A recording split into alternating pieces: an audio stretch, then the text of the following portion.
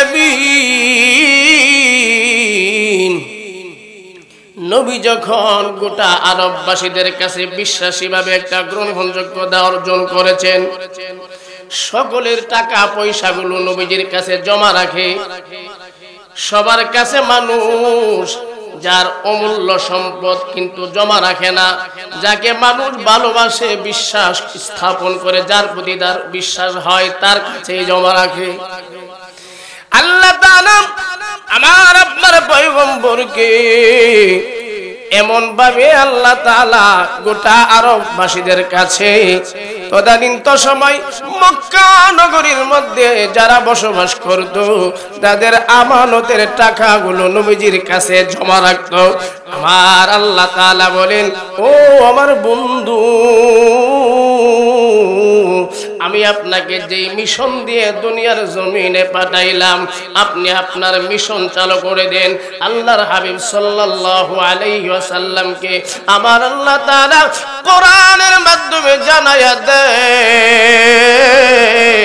ও আমার হাবিব, ইয়া আইয়ুহার রাসূল বাল্লিগ মা উনজিলা ইলাইকা মির রাব্বিক ওয়া ইল্লাম তাফআল ফামা বাল্লাগতা রিসালাতা ওয়াল্লাহু ইয়াসিমুকা মিনান নাস। আমার আল্লাহ তাআলা বলেন, আমি আপনাকে দুনিয়ার জমিনে যে আমানত দিয়েছি, আপনি সে আমানত প্রচার করেন। আমানত কি?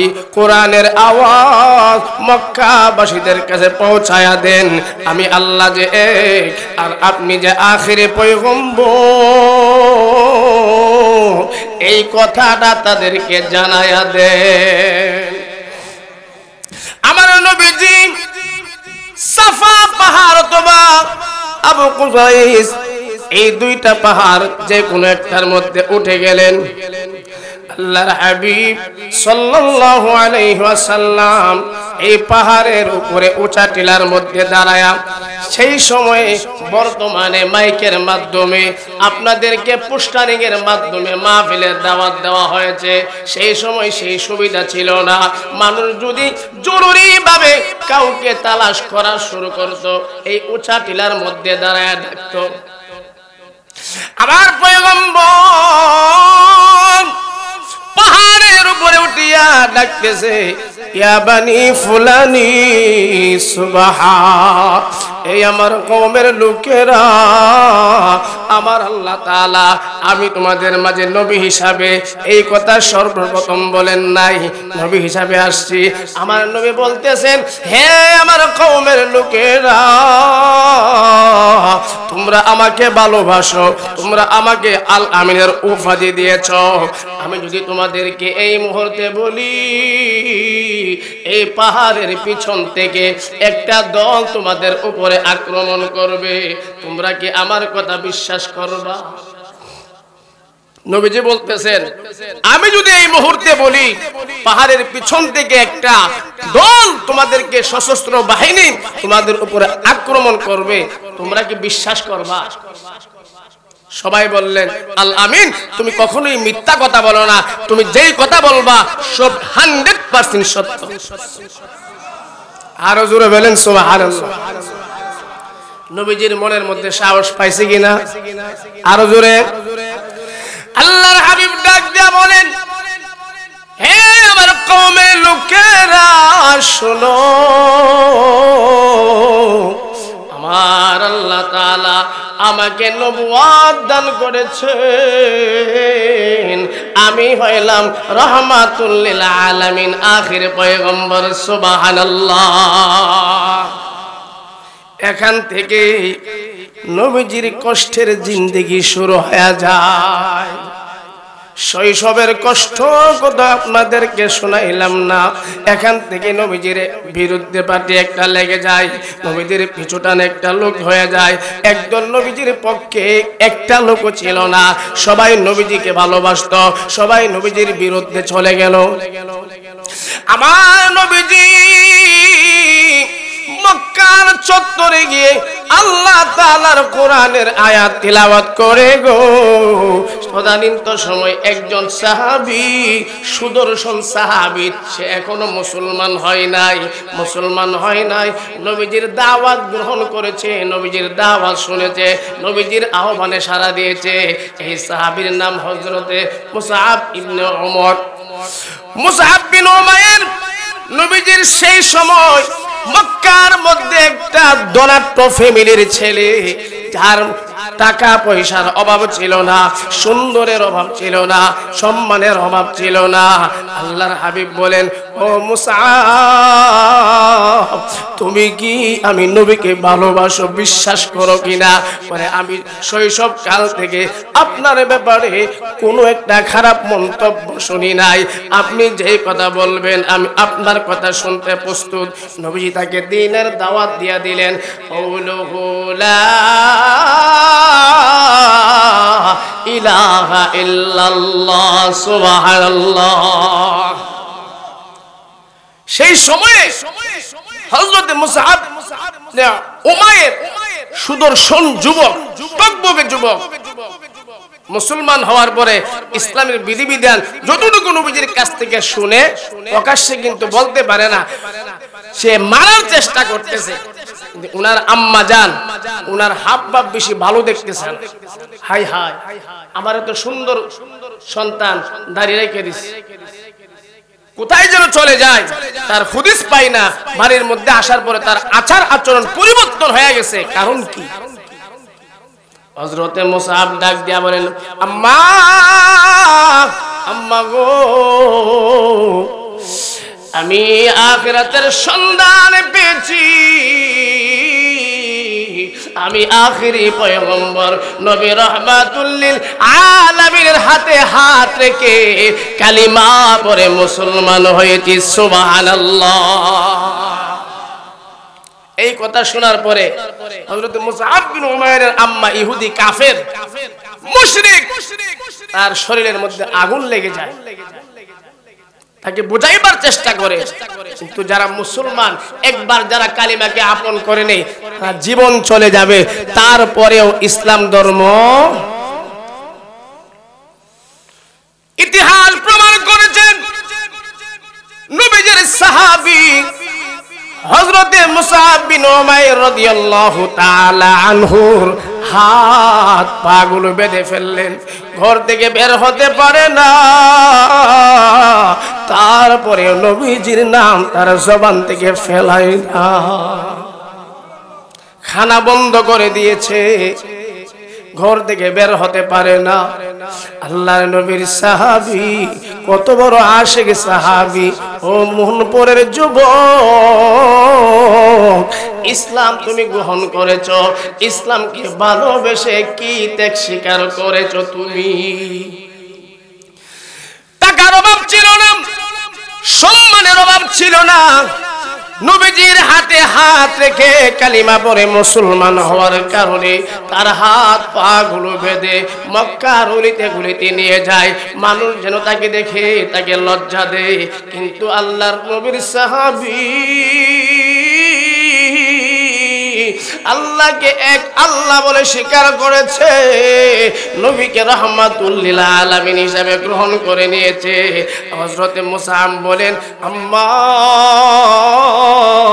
আমার জীবন যদি চলে যায় আমি মরতে রাজি আছি গো তারপরে ইসলাম ধর্ম ছাড়তে রাজি না এই কষ্টের পর কষ্ট এই মক্কার কাফেররা সুদর্শন সুন্দর যুবক আল্লাহর নবীর সাহাবী হযরতে মুসআব বিন উমাইর কে দিতেছেন এক পর্যায়ে তার মা না হইলে তো মা যদিও কাফের মার মনে দয়া লাগছে সন্তান আমি তোকে ছেড়ে দে রাতের আধারে তুই এই মক্কা থেকে তুই অন্যত্র চলে যাবি নবীজির সাহাবী নবীজির কাছ থেকে অনুমতি নিয়ে মক্কা থেকে হিজরত করে মদিনার মধ্যে গেলেন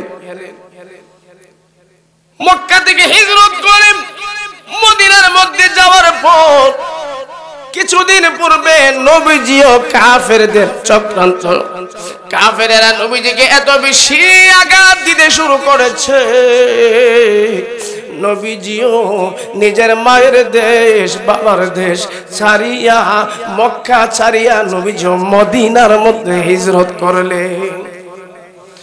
বিস্তারিত বলার সময় নাই। কাফেরেরা নবীজি মক্কা ছাড়িয়া মদিনার মধ্যে অবস্থান করার পরে কাফেরেরা বলতেছেন, না, মুহাম্মদ মক্কা থেকে মদিনার মধ্যে চলে গিয়েছে, সেখান থেকে তার দলবল বাড়ি করে আবার আমাদের উপরে আক্রমণ করবে। দলবাড়ি করার আগে মুহাম্মদকে আমরা শেষ করে ফেলবো। নাউজুবিল্লাহ। বদরের যুদ্ধ শুরু হয়ে গেল। আপনারা শুনেছেন, বদরের যুদ্ধের মধ্যে কাফেররা জীবনের উচিত শিক্ষা পেয়েছিল। বড় বড় লিডার যারা ছিল তারা বদরের প্রান্তরে মুসলমানদের সঙ্গে পরাজিত গ্রহণ করে তারা জাহান্নামের আসামি হয়েছিল। ঠিক কিনা জোরে বলেন। আবার তারা বদরের যুদ্ধের প্রতিশোধ নেওয়ার জন্য মক্কার মধ্যে তারা লোক জমা করতে লাগলো। লোক জমা করার পরে উহুদের প্রান্তরে চলে আসবে। এমন সময় নবীজি শুনতে পাইলেন কাফেররা দল ভারী করে মক্কা থেকে মদিনার দিকে আসতেছে। আল্লাহর হাবিব ডাক দিয়া বলেন, যে সমস্ত সাহাবীরা নবীজির সঙ্গে মক্কা থেকে হিজরত করে মদিনায় আগমন করেছিলেন, আল্লাহর হাবিব সাহাবীদেরকে ডেকে ডেকে বলেন, ও সাহাবীরা শুনছো, কাফেরেরা মক্কা থেকে দলবল বাড়ি করে আমাদেরকে শেষ করার জন্য মদিনার দিকে আগমন করতেছে। মদিনার পথ তারা ধরেছে। নবীজির সাহাবীদের সঙ্গে পরামর্শ করলেন, এই জন্য আমরা যারা এখানের মধ্যে ওয়াজ শোনার জন্য আসছি, যে কোনো কাজ করব ভালো কাজ আগে পরামর্শ করব। পরামর্শের ব্যাপারে কোরআনের আয়াতও আসছে, আমরা শুরা বাইনাহুম, পরামর্শ করে কাজ করলে এটার মধ্যে বরকত হয়। ঠিক কিনা জোরে বলেন। আল্লাহর হাবিব সাহাবায়ে কেরামদেরকে ডাক দিয়া বলেন, সাহাবীরা, কাফেরেরা মক্কা থেকে দলবল বাড়ি করে মদিনার দিকে আগমন করতেছে, আমাদেরকে শেষ করে দেওয়ার জন্য কি করা যায়? আল্লাহ নবীর জবান মুবারক দিয়া একটা উচ্চারণ বের হয়ে গেল, সাহাবীরা,